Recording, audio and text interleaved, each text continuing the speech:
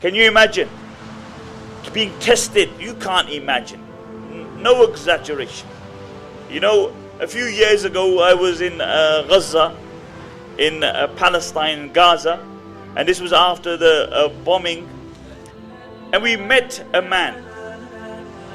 This man, he had 6 daughters. 6 daughters. And the bomb hit his house. Everybody became unconscious.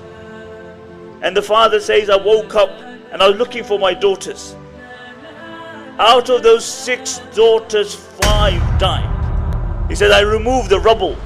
He said, my eldest daughter was very loved in the area. She was a very loving person. Every night she would go to sleep with her arms around her 2 younger sisters. Every night.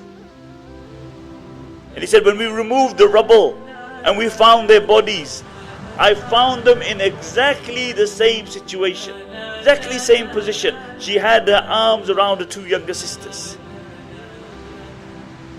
And the brothers who were there began to cry. And the father who had lost the children came up, he stood up and he began to console the brothers. He said, don't cry, for they are by Allah in Jannah. For them in Jannah. You know, sometimes we look at our trials and tribulations and we think we're having it rough. We're having it tough.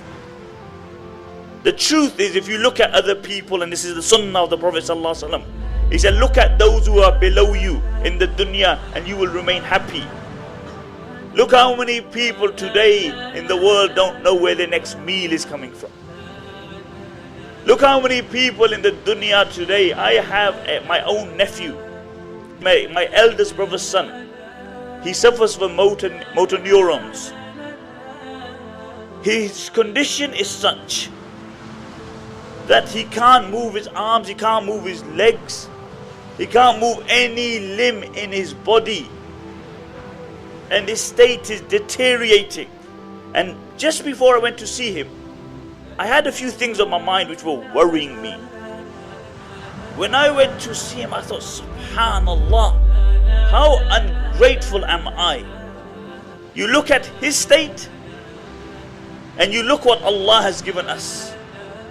Last week, I went to Syria.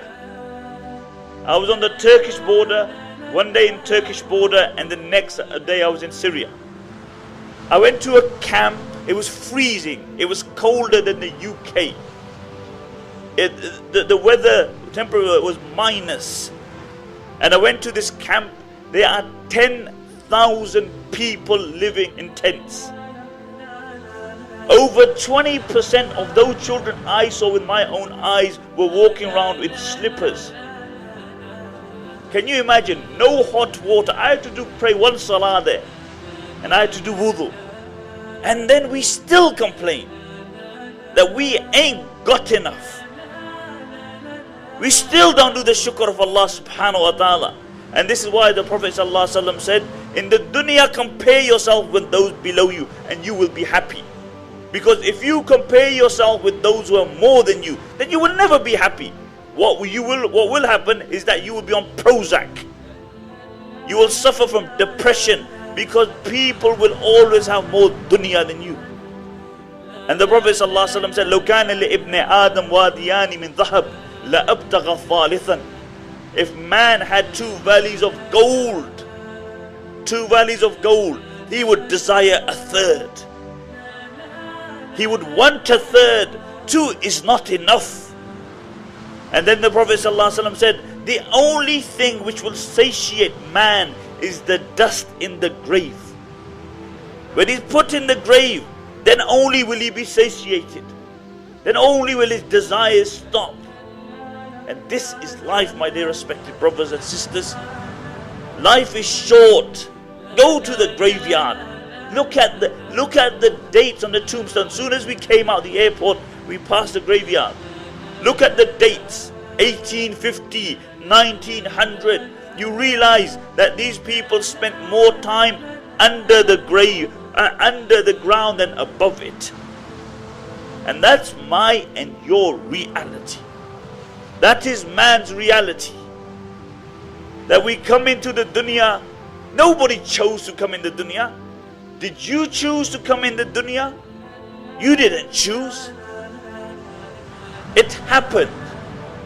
And the day will come that you will leave this dunya, and you will not choose the time that you want to go. It's no visa that you apply for. My time, I want to go now to Jannah. No visa. It comes. And it comes all of a sudden. And you leave the dunya involuntarily. You came involuntarily. You leave the dunya involuntarily. So what makes you think that you have any right over the period in between? That period, Allah brought you to dunya and Allah will take you one day. But Allah gives you this short period of time because Allah wants to see what my servant will do with the life I gave him. Will he remember me? Or will he just follow his whims and desires? And this is a question that we need to ask ourselves. 16th of March in central London. Book your tickets now online, lightuponlight.info. لا تغب عني ولا يوم يا حبيبي.